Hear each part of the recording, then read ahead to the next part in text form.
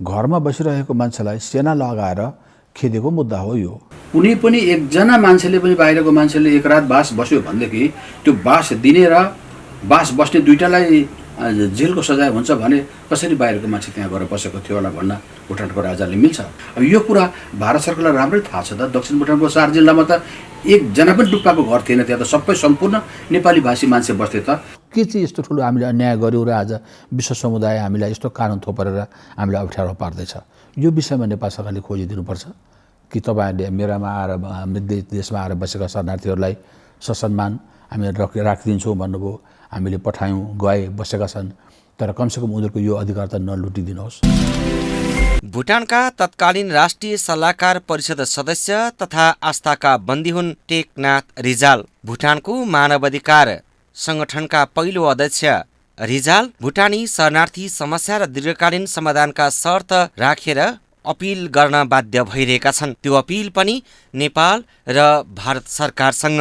जब जब मानिसलाई अप्ठ्यारो परिस्थितिमा पारिन्छ तब उसले आफ्नो नजिकको निजीपन निजित्व खोज्दछ र सहाराको अपेक्षा गर्दछ। त्यसैको परिणामस्वरूप नेपाली भाषी भुटानी नागरिकहरू पनि त्यही पनको खोजीमा रगतको साइनोबाट केही आशा भरोसाको अपेक्षा गर्दै भुटान छोड्नु पर्दा पनि तेस्रो मुलुक नगई विगत 30 वर्षदेखि नेपालकै शरणागत भएर बसिरहेका छन्। उनीहरूको न आफू भुटानी भएको केही परिचय छ, न त नेपाल सरकारले नै कुनै परिचय दिएको छ। परिचय विहीन हुनुको कारणले आज पनि उनीहरू जीवनका आधारभूत कुराहरूबाट वञ्चित हुनु परेको छ। कष्टकर जीवनयापन गर्नुको विकल्प नै नभएको अवस्था छ। उनीहरू आज पनि नारकीय जीवन बिताउन बाध्य छन्। धेरैका परिवारका सदस्य तथा आफन्तजनहरू तेस्रो मुलुकमा पुनर्वास भई उतैको नागरिकको हैसियतमा बसिरहेका छन्, तर पनि आफ्नोपन, भाषा र संस्कृतिसँग नजिक रहेको मुलुकमा 30औं वर्ष बितिसक्दा पनि उनीहरूबाट बिछोडिएर नेपालमै रहेका ती आफन्तहरू कसैको पनि आजसम्म सामान्य परिचय पत्र पनि बन्न सकेको छैन। हामी हाम्रो पीडा र यो रोदन अब कसलाई सुनाउने? अहिले पछिल्ला दिनमा यो भुटानीहरूको बारेमा भारतले रुचि नलिदिनु, नेपालले यो मुद्दालाई थन्केर राखिदिनु, अनि हाम्रो आवाज कहीँ कतैबाट पनि सुनाइ नहुनु, जता जता हामीलाई लगिन्छ, जहाँ जहाँ लगिन्छ हामीलाई खालि एउटा हेय दृष्टिले हेरिने अनि हाम्रो मानव जीवनको कुनै मूल्याङ्कनै नगरिदिने जुन अवस्था छ, यो अवस्थालाई र मैले लामो दिनदेखि यस विषयमा काम गरेको अनि मैले आजका दिनसम्म पनि विश्व समुदायलाई मन खोलेर यो विषयमा यता यो क्षेत्रमा हेरिदिनुहोस् भन्न नपाइकनै मेरो पनि यो लीला सकिन आँटेको अवस्थामा 2-4 कुराहरू म विश्व समुदायसँग आज राख्न गइरहेछु। 1990 को दशकमा हामी दक्षिण भुटानीहरूलाई नाङ्गेझार अवस्थामा निष्कासन गरिँदा हामीले कतिपय आफन्तजनहरूलाई बाटोबाटै गुमायौं। कति भुटानी सेनाद्वारा पक्राउ परे। एकै परिवारका कतिका पुरुष जति सबै जेल नेल परे। महिला बलात्कृत हुँदै अधमरो भए। राजाकै आँखा सामु कति सर्वसाधारण सेनाका गोलीका शिकार भए भने कतिपय भारत भूमिमा पक्राउ परेर हराए। तिनको आजका दिनसम्म कुनै खोज खबर छैन। कतिपय गर्भवती महिलाहरूले बाटोबाटै नवजात शिशुहरू गुमाए। आज देशभित्र तिनको के कति आफन्तजनहरू जीवितै होलान् अनि रहेकाहरू पनि के कस्तो परिस्थितिमा जीवन गुजारा गरिरहेका छन् त्यसको कुनै लेखाजोखा छैन। भुटानको राजनीतिसँग जोडिएको मुद्दा छ यो। धेरैले यसलाई खालि शरणार्थीको रूपमा मात्रै हेरेका छन्। शरणार्थीहरू यहाँ आए, यहाँबाट हामीले शरणार्थी बाहिर पठायौँ, अब यो समस्या समाधान भयो भन्नेमा भुटान पनि ढुक्क छ, विश्व समुदाय पनि ढुक्क भएको म देख्दैछु। तर त्यसो होइन। हामीलाई त खालि घरको बास मात्रै वरपर पारिएको छ। हाम्रो बुद्ध त जिउको त्यौँ छ। युगौँ युगदेखि हामी त्यहाँ बसेका दक्षिण भुटानीहरू सिमाना लाग्दा हामी भारतीय थियौँ या नेपाली थियौँ। सिमानाले गर्दा हामी भुटानभित्र भुटानी भयौँ र परापूर्वकालदेखि हामी बसेका मानिसहरूलाई भुटानको राजसत्ताले गैरकानुन ढङ्गले सेना परिचालन गरेर निशस्त्र मान्छेलाई, घरमा बसिरहेको मान्छेलाई सेना लगाएर खेदेको मुद्दा हो यो। जुन टाइममा भुटान सरकारले यी मानिसहरूमाथि ज्यादती गर्यो त्यस टाइममा भएका हत्या, हिंसा, बलात्कार, आगजनीका मुद्दाहरू त थाहा नै छन्। अनि त्यही आन्दोलनसँग जोडिएर त्यही आन्दोलनको नाममा भुटानले तिमीहरू आतंकवादी हौ भनेर या तिमीहरू चाहिँ भुटान विरोधी हौ भनेर जेलमा राखेका मान्छे 78 जना मान्छे आज भुटानको जेलमा छन्। तिनीहरूलाई छोड्ने पक्षमा भुटान छैन। भुटानी शरणार्थी समूह र भुटानभित्रका मानिसहरू आवत जावत गर्नबाट वञ्चित गरिएकाले भुटानबाट छुटेका परिवारले एकपटक भेटघाट गर्न पाएका छैनन्। मर्दा पर्दा पनि टाढैबाट महिनौपछि खबर सुनेको भरमा काजक्रिया गरेर चित्त बुझाउन विवश छौँ। बिना कारण लामो समयदेखि भुटानका विभिन्न जेलमा बन्दी रहेका आफन्तजनको अवस्था कस्तो छ, मरे वा जीवितै छन्, त्यसको खोज खबर गरिदिने कुनै निकाय छैन। हामीसँगै जोडिएका हामी एक प्रकारको यो न उगेल्नु न निल्नु जस्तो भएको अवस्थामा हामी पर्यौँ। आधा परिवार बाहिर गएको भए तापनि रहेको आधा परिवार नेपालमा छ, कसैको परिवार नेपालमा छ, कसैको परिवार भुटानको जेलमै छ, कसैको परिवार भुटानभित्रै छ, कति भारतमा छ, कति मारिए, कति कहाँ छन्, त्यसको लेखाजोखा छैन। आज नेपाल सरकार शरणार्थी हेर्ने निकायहरू UNHCR लगायत पनि नेपालमा रहेका र परिवार वियोग पारिएका भुटानीहरूको समस्या समाधानप्रति उत्तरदायी भएको देखिएन। हामीले पहिलेदेखि नै तेस्रो मुलुकमा पुनर्वास कार्यक्रम मात्र यो समस्याको पूर्ण समाधान होइन भन्दै आएका थियौँ। नेपाल भुटान बीचका वार्ताले निरन्तरता पाई निकालिएको निष्कर्ष नै दीर्घकालीन समाधान हुनेमा हामी विश्वस्त थियौँ र छौँ। भुटानले उसले गरेको गल्ती सच्याउनु पर्छ, किनभने उसले हिजो आवेगमा आएर कस्तो कुन विचारले कसरी चाहिँ यी मानिसहरूलाई गएर भुटानी भन्यो हामीले बोल्नै पाएका छैनौँ। मान्छेले न्यायालयको त कुरै छोडिदिनुहोस्, गाउँको मुखियासम्मलाई भेट्न पाएन। अनि घरै बाटै समातेर कुट्दै पिट्दै देशबाट निकालेका मान्छेले आजसम्म भुटानको न्यायालयले देख्न पाएका छैनन्। त जब यो भुटान र नेपालको वार्ता सकिएपछि जब केही मानिस जब भुटान फर्किन्छन्, भुटान फर्किनुपर्छ, भुटान फर्किने हाम्रो अधिकार हो, हाम्रो जन्मथलो हो, हामीले जान पाउनुपर्छ।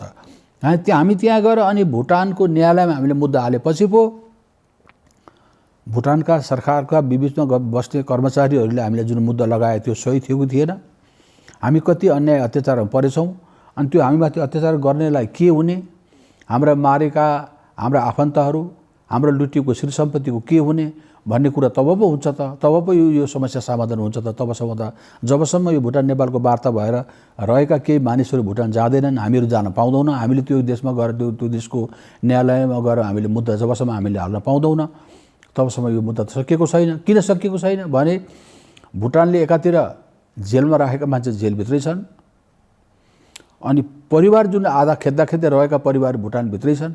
अब भुटानभित्रका मान्छे आज बाहिर आउन पाउँदैनन्, बाहिरका मान्छे भुटानभित्र जान पाउँदैनन्, उनीहरू त्यता बन्दी छन्। यता हामी अनागरिक भएर चाहिँ नेपालमा दुःखको जिन्दगी बिताइरहेका छौँ भने बाहिर गएका जो मानिस छन् तिनीहरू पनि यस्तो प्रकारले पठाइएको रहेछ, तिनीहरूले चाहिँ कुनै पनि दिन सालमा मुस्किलले 2 महिना 3 महिना आएर बस्न पाउने, फेरि बस्नै नपाउने अवस्था रहेछ उनीहरूको। हुँदा चाहिँ यो हाम्रो जीवन लिएर हामी नेपाली जाति भएको कारणले नेपाली भाषा बोलेको अपराधमा भुटानले हामीलाई खेदेको, अनि परिस्थिति बस यो भुटान र नेपालको वार्ता हो, नेपालले नै यो समस्या समाधान गर भनेर विश्वले पनि भनिदिएको अवस्थामा त आज नेपालले त नेपालको दायित्व बन्छ भुटानसँग कुरा गर्ने।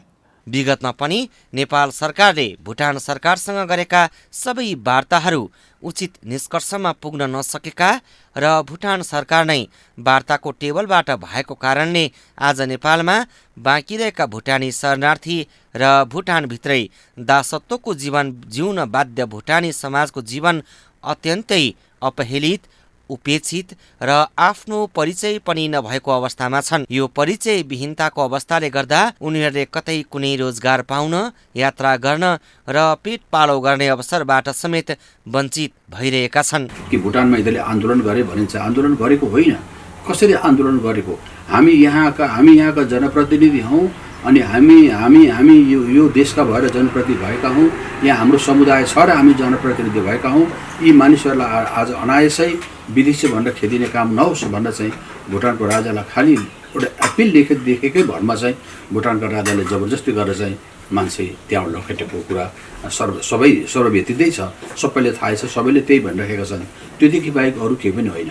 अब हो त के भने भुटानको तत्कालीन राजा जिग्मे सिङगे वाङचुकले यो कसै पनि अवस्थामा यी मानिसहरू भुटानी होइनन्, यी बाहिरबाट आएका मान्छेहरू भन्ने उहाँलाई त्यो कसरी कुन आधारमा उहाँले भन्ने। जस्तै सन् 1978 दक्षिण भुटानमा जब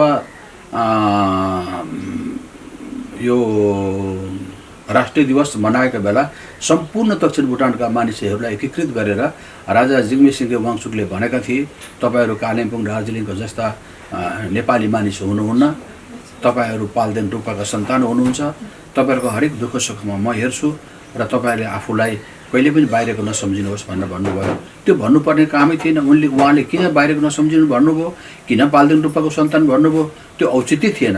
र पनि उहाँको आफ्नो मनोविवेकले उहाँले चाहिँ हामीलाई आफ्नो बनाउँछु भन्ने प्रकारले भन्नुभयो। अब त्यो भन्दा भन्दै त्यही दिन राजाले सम्झिनुपर्छ। आज म अगाडि भएँ, राजा जिग्मे सिंहे वाङचुकको अगाडि भने तपाईँको यो चरित्र चाहिँ के हो राजा, तपाईँले भन्नुपर्छ भनेर म सोध्न चाहन्थेँ। जेलबाट निक्लेर पनि मैले राजालाई भेट्न धेरै मैले प्रयास गरेँ। मैले लेखेर दिएको, म पनि लेखेर दिएको छु कि जति आज दक्षिण भुटानमा अन्याय अत्याचार हानि नोक्सानी भयो, जति मान्छे मारिए, सेनाबाट गरे, जति दुर्व्यवहार गराइयो, सेना तपाईँको कमान्डमा भएको, तपाईँको अधिकार र तपाईँको हक बिना सेनाले केही गर्न नसक्ने अवस्थामा जति सेनाबाट भयो, यसको जवाबदेही तपाईँ हुनुपर्छ राजा, र त्यो तपाईँले ससम्मान ती शरणार्थीहरू फर्काउनुपर्छ भनेर मैले जेलबाट निक्लेर राजालाई दिएको छु र त्यसको प्रतिलिपि मैले भारत सरकारलाई पनि दिएको थिएँ। भुटानबाट एकैसाथ लखेटिएका मध्ये 1 लाखभन्दा बढी शरणार्थीहरू तेस्रो मुलुकमा गएर त्यहीका नागरिकको हैसियतमा परिचय पत्र प्राप्त गरिसकेको अवस्थामा यहाँ बाँकी रहेकाहरूले पनि आफ्नो परिचयको निस्सा खोज्नु कुनै अनौठो कुरा होइन। देश फर्कने आशयले हार गुहार माग्दै तेस्रो मुलुकमा नगएका वा स्वदेश फर्कने आन्दोलनमा ऐक्यबद्धताका कारणले भुटानीहरू आज यहाँ बेवारिसे भई बसिरहेका छन्। उनीहरूको नागरिक हुन पाउने हक सुनिश्चित हुन सकेको छैन। आज पनि 80,000 नेपाली भाषी भुटानीहरू भुटानभित्रै अनागरिकको जीवन बिताउन बाध्य छन्। भुटान सरकारले बेला बेलामा बनाउने नयाँ नियम कानुनहरूमा नेपाली भाषीप्रति गरिने दुर्व्यवहार नै यसको मुख्य कारण हो। यो अत्यन्तै निन्दनीय पनि छ। कोभिड-19 को प्रकोप फैलिनु अघिसम्म भुटानबाट छुटपुट रूपमा नेपाल आउने क्रम जारी नै थियो। तर सन् 2011 यता नेपालले भुटानी शरणार्थीको नाम दर्ता गर्ने काम बन्द गरेका कारणले नेपालमा पछिल्लो समयमा थपिएका शरणार्थीको संख्या यकिन छैन। यस्तै विविध कारण भुटानीहरू आफ्नो जीवधनको सुरक्षा हुन्छ भन्ने कुरामा अझै पनि ढुक्क हुन सकिरहेका छैनन्। हामीलाई एकापट्टि चाहिँ नेपाल बाहिरको दक्षिण एसियाको भनेर त्यो कुराको ठाउँ ठाउँमा छुट्याएर हामीलाई परको पार्ने, अनि फेरि भुटानसँग वार्ता गर्न नसकेर यी मान्छेलाई नागरिकता दिने। यो नागरिकता दिएर के गर्छ त भुटान सरकारले? यी मेरा पीडित भएका मान्छेका सन्ततिलाई फेरि त्यो खाडी देशमा पठाउने हो जनशक्ति बनाएर कि के गर्छ त? त्यो जति मेरो लुटिएको छ त्यो श्री सम्पत्ति मलाई दिन्छ। यहाँ भुटानले लुटेको श्री सम्पत्ति भुटानसँग वार्ता गर्न नसकेको बापत दिन्छ र मलाई दिन सक्छ र? अब एकापट्टि त मलाई यस्तो ठाउँमा नागरिकता दिन्छु भन्दैछ, यहाँ तपाईँको मधेस दलका मान्छेहरू पनि नागरिकताको बारेमा कराइरहेका छन्, टिबिटन कराइरहेका छन्। यहाँ सालै पछि भिन्न भिन्न देशबाट शरणार्थीहरू नेपालमा थुप्रिरहेका छन्। अनि भोलि नेपाली भाषी भएको नाताले यिनीहरूलाई दियो भन्ने अपवाद मात्रै सहने नेपालले कि सबैलाई समान निसाब दिने हो? र म नेपाल सरकारसँग आग्रह गर्न चाहन्छु, हामीलाई नेपालको नागरिकतापट्टि भन्दाखेरि पनि हामी जुन जुन ठाउँमा गएका छौँ त्यो ठाउँमा एउटा भुटानी भएर र ती मान्छेले ससम्मान भुटान फर्किन पाउने वातावरण बनाइदिनुपर्छ। भिजिटको लागि पनि आज के छ भन्नुहुन्छ भने बाहिर गएका भुटानीहरूलाई सबैतिर तिम्रो संसारमा घुम्न सक्छौ भनेर कागज दिएको छ, भुटान जानु पाउँदैन भनेको छ। उनीहरू भुटान फर्किन नपाउने ल भन्नुहोस् त। विगतमा भुटानबाट लखेटिएका नागरिकका आफन्तजनलाई तिमीहरू भुटानी नागरिक होइनौ, राजद्रोही शरणार्थीका सन्तान हौ भनी निगरानीमा राख्ने, दुर्व्यवहार गर्ने, जेलमा थुन्ने जस्ता अमानवीय गतिविधिहरू भुटानी सरकारले अझै गर्दै आएको छ। भुटानको कानुनअनुसार एकपल्ट राजमुद्दा लगाएको जो कोहीलाई बन्दी बनाएपछि राजाको स्वविवेकले जेलमुक्त गराउने आदेश नदिएसम्म अरू कसैले पनि तिनका बारेमा बोल्न आँट गर्दैन। यही बीचमा पनि स्वदेश फर्कन पाउनुपर्छ भनी आन्दोलन चलिरहँदा विदेशीको इसारा अनुसार भुटानी शरणार्थीलाई तेस्रो मुलुकमा पुनर्स्थापना गर्ने आश्वासन दिएर आन्दोलनलाई त्यतिकैमा शिथिल बनाउने काम भयो। त्यस यताका आफ्नै परिवारसँग वियोग भएर रहेका बाँकी रहेका भुटानी शरणार्थी र तिनीहरूका सन्तानको अन्धकारमय भविष्यप्रति नेपाल सरकार कहिलेसम्म मुखदर्शक भएर रहने? नेपाल भुटान वार्ता असफल भएको कारणले अन्तर्राष्ट्रिय सङ्घ संस्था, पत्रकार, बुद्धिजीवी तथा अन्तर्राष्ट्रिय रेडक्रस समुदायका टोलीले भुटानको जेल भ्रमण गर्नसम्म छोडेको अवस्था छ। भुटान सरकारले बन्दीहरूको अवस्था बुझ्न जाँदा असहयोग गरेका कारण विदेशी सङ्घ संस्थाहरू भुटान जान नरुचाएको प्रश्न छ। एकमात्र नेपाली भाषी भएको अपराधमा भुटानी जेलमा कष्ट भोगिरहेका ती असहाय बन्दीहरू र भुटानले विदेशीको संज्ञामा राखेका हेयदृष्टिले हेर्ने गरेका नागरिकका लागि आवाज उठाउने भुटानमा कुनै सङ्घ संस्था वा राजनैतिक दल समेत छैन। दोस्रो देश लगिएका मध्ये कतिपय साधारण गाउँले नागरिक र तिनका छोरानाती भुटानी जेलमा परेका थिए। तिनीहरू आज जीवित या मृत कस्तो अवस्थामा छन् त्यसको लेखाजोखा समेत छैन। भुटानको वार्ता टोली नेपालबाट रातारात भागेर भारत हुँदै भुटान पुग्नु पछिको कारण पहिल्याउन अति जरुरी छ। भुटानी टोलीले नेपाल छोड्नु भुटानी राजाको इसारा बिना सम्भव थिएन। भुटानको कानुन अनुसार कुनै पनि एकजना मान्छेले पनि बाहिरको मान्छेले एक रात बास बस्यो भनेदेखि त्यो बास दिने र बास बस्ने दुईटालाई जेलको सजाय हुन्छ भने कसरी बाहिरको मान्छे त्यहाँ गएर बसेको थियो होला भन्न भुटानको राजाले मिल्छ? एकाएक जसको ठुलो जग्गा जमिन छ, जो धनी मानिस छ, जो बोल्न सक्छ, जसको परिवारमा शिक्षित परिवार छ, त्यस्ता मान्छेको लागि खोजी तिनीहरूलाई खेदेर आज चाहिँ यहाँ घर बाहिर भिड बनाइराखेको अवस्थामा भुटानको राजाले नेपालको प्रतिनिधिसँग बात गर्दा इमान्दारितासँग कुरा नगरेर यी मान्छे गैर भुटानी हुन् भन्नु, त्यहाँ क्याम्पका मान्छे भन्नु, क्याम्पमा बसेका मान्छे भन्नु, भुटानको राजाको गैर जिम्मेवार कुरा हो यो। वार्ताबाट भाग्नुभन्दा एक दिन अघि भुटानका गुप्तचर प्रमुख ग्यामदोर्जी गोप्य रूपले खुदुनाबारी क्याम्प प्रवेश गरेर फर्केका थिए।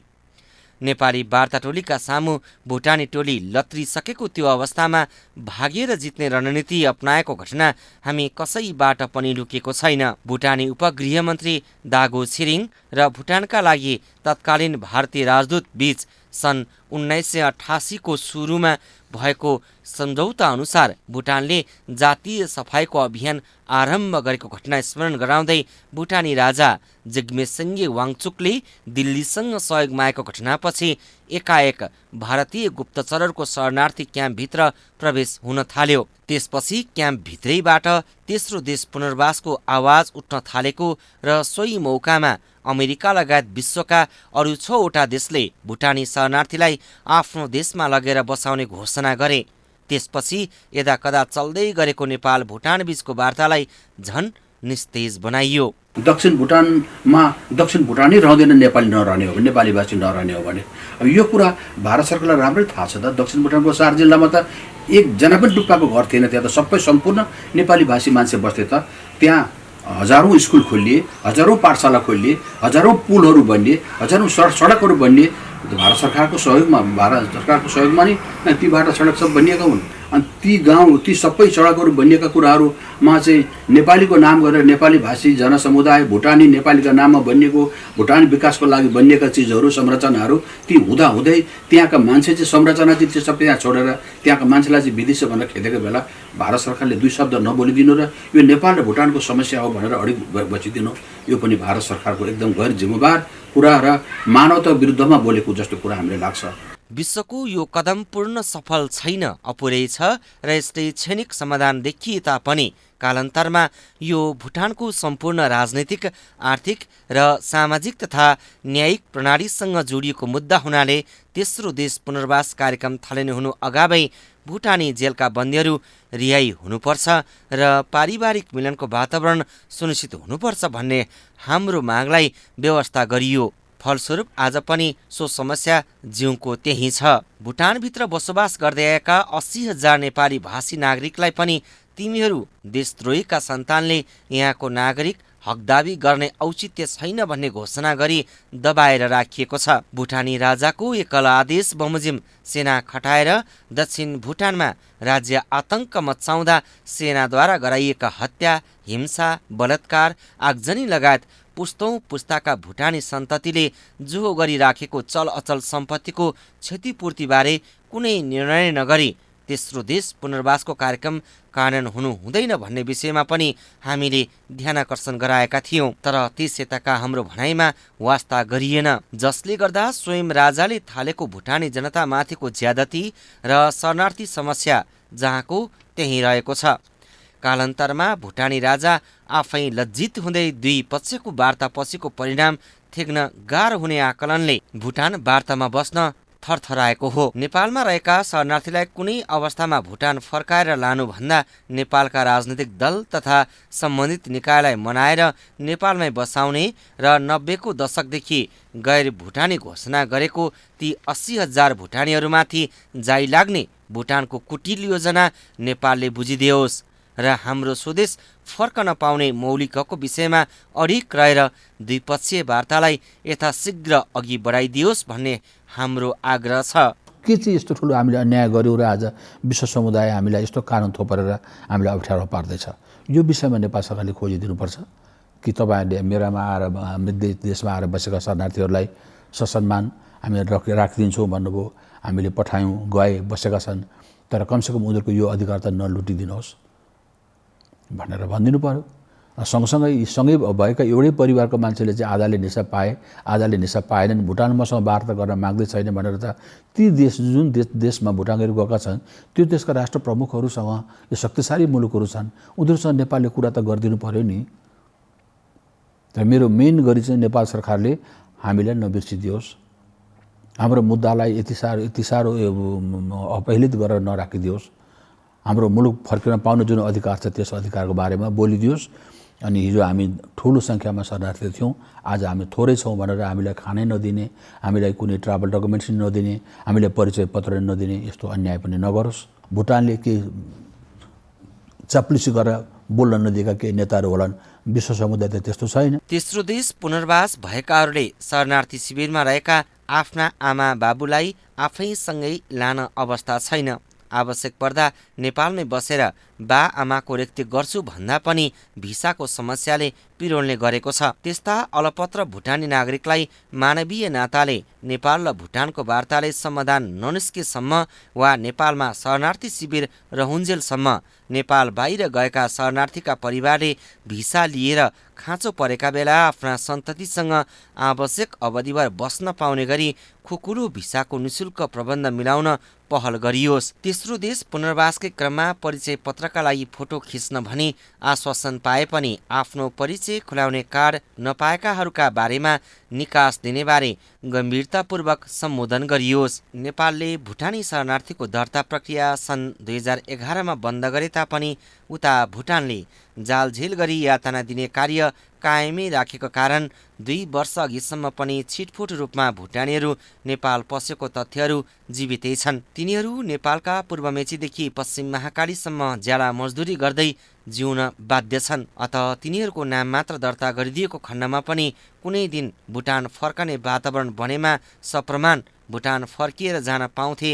यसरी सबैतिरबाट मारमा परेका ती भुटानी शरणार्थीहरूको पहिचान गरी तिनलाई पनि परिचय पत्र दिने साथै शरणार्थी पहिचान गर्नका लागि उच्च स्तरीय छानबिन समिति गठन गरी त्यसमा भुटानी शरणार्थी समूहका विज्ञहरूको समेत प्रतिनिधित्व हुने व्यवस्था होस्। विगत 30 वर्षदेखि राज्यविहीन भई नेपालमा शरण लिई बसेका र तेस्रो मुलुक पुनर्वासका सन्दर्भमा परिवारसँग वियोग भएका साथै नेपाल सरकार र UNHCR लगायत विश्व समुदायले दिइरहेको सुविधा समेत कटौती भई भोकै र तिर्खै झुपडीमा बस्न विवश शरणार्थीको समस्यालाई स्थायी तवरबाट सम्बोधन गरियोस्। भुटान सरकारको ज्यादतीले गर्दा नागरिकता पाउन नसकेर आफ्नै देशभित्र राज्यविहीन अवस्थामा नारकीय जीवन बाँच्न विवश 80,000 नेपाली भाषी भुटानीहरूको अस्तित्व र सुरक्षित रहन पाउने अधिकारबारे नेपाल भुटान वार्ताको विषय बनोस्। भुटानी शिविरबाट तेस्रो देश गएका भुटानीहरूले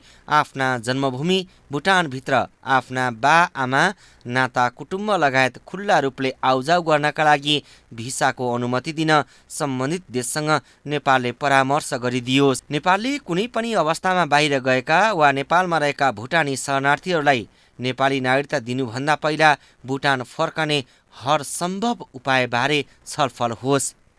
भुटानी शरणार्थीहरूको समस्या समाधान गर्ने सम्पूर्ण अधिकार विश्व समुदायले नेपाललाई प्रायोजित गरिदिएको अवस्थामा पटक पटक वार्ता गर्दा पनि निष्कर्षविहीन रहेकोले शरणार्थीहरूको र भुटानमा रहेका आफन्तहरूको समेत बिचल्ली भइरहेको घोर अन्यायमा परिरहेको अवस्थालाई रेखदेख गर्न समेत अन्तर्राष्ट्रिय सङ्घ संस्थाहरूले नेपाल सरकारको निर्णय पर्खनु परेका हुनाले नेपाल सरकारले आफूले पाएको अधिकार अनुरूप या त भुटानसँग वार्ता गरोस् र सही निष्कर्ष देओस्, यदि नसकेमा पुनः अन्तर्राष्ट्रिय रूपमा समस्या प्रस्तुत गरी शरणार्थी समस्याको अन्त्य गर्ने अवस्थाको सिर्जना गरोस्। समस्या अन्त्य नभएसम्म तेस्रो देश जान नचाहिरहेका शरणार्थीको जीवन रक्षाको व्यवस्था मिलाइदिन विनम्र अनुरोध गर्दछु। टेकनाथ रिजाल, तत्कालीन राष्ट्रिय सल्लाहकार परिषद सदस्य तथा आस्थाका बन्दी, भुटान।